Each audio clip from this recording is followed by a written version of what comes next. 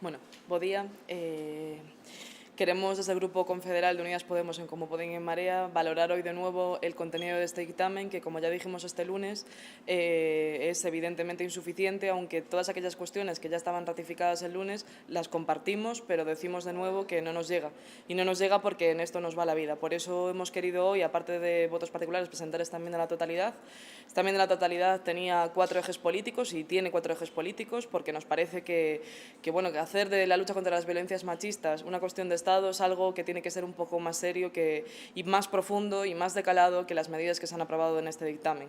Por tanto, en primer lugar, queremos cuestionar la capacidad que tenemos de llevar a cabo las medidas que se ratificaron en el informe, y este es nuestro primer eje: cuánto van a costar, cuándo se va a poner ese dinero a disposición de las distintas entidades locales y administraciones autonómicas para poder llevar a cabo esas medidas, y, por supuesto, cuándo se va a hacer, cuándo va a empezar a ponerse en marcha este pacto. En segundo lugar, echamos de menos las políticas de igualdad. Entendemos que la igualdad tiene que ser la mejor forma de prevención de la violencia machista y pensamos, y no compartimos esta perspectiva, nos gustaría que en este pacto se hubiese trabajado muchísimo más la igualdad, porque creemos que sin unas buenas políticas de igualdad, sin una buena política feminista, es muy difícil que de verdad cambiemos la sociedad española, que a día de hoy creemos que está atravesada lamentablemente por el machismo, y pensamos que en esto aún podemos mejorar.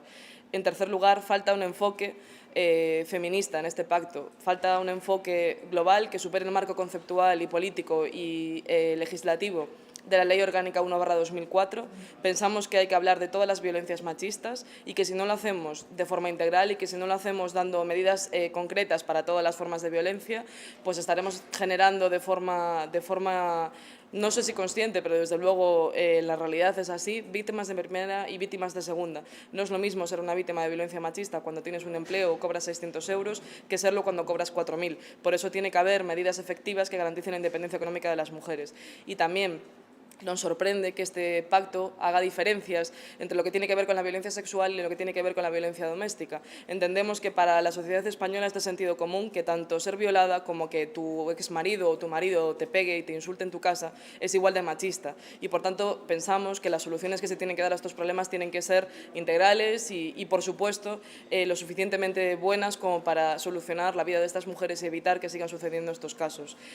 Hablaba Sofía antes de la participación de las mujeres, del movimiento feminista. No me voy a detener ahí, pero sí que hay una cuestión con la que queríamos terminar nuestra valoración política de este pacto, que nos parece fundamental. Decíamos al principio que cuál es la posibilidad de que estas medidas se pongan en marcha a partir de mañana, y nos preguntamos qué hubiese sucedido con el caso de Juana Rivas si este pacto ya existiese y si este pacto fuese efectivo. Desde aquí queremos mandar evidentemente todo nuestro apoyo a Juana Rivas y a sus hijos, pero también queremos decirle que nosotras le ofrecemos nuestras casas y que si por nosotras fuese, el caso de Juana Rivas no se estaría dando en este momento, porque ninguna mujer tiene que huir en este país para esconder a sus hijos de su padre maltratador. Esto no debería de estar pasando y no debería de haber ningún juez ni jueza que lo permitiese.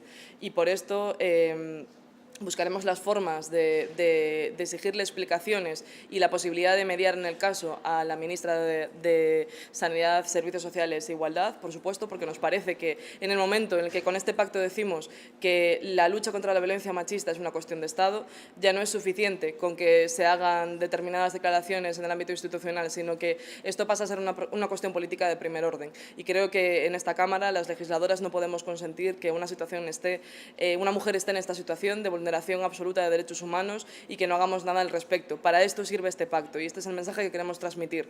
El pacto está bien, pero no es suficiente, y seguimos trabajando. Las feministas en el Congreso seguimos trabajando para que exista la posibilidad de hacer un verdadero pacto feminista. Estaremos al pie del cañón en esa comisión de seguimiento cada día, con cada caso que suceda, viendo si se dan las condiciones necesarias y suficientes para poder hacer todo lo que se puede por esas mujeres, y empezamos con el caso de Juana Rivas, pero vamos a seguir con cada uno de los casos que tengan que llegar a esta Cámara. Muchas gracias.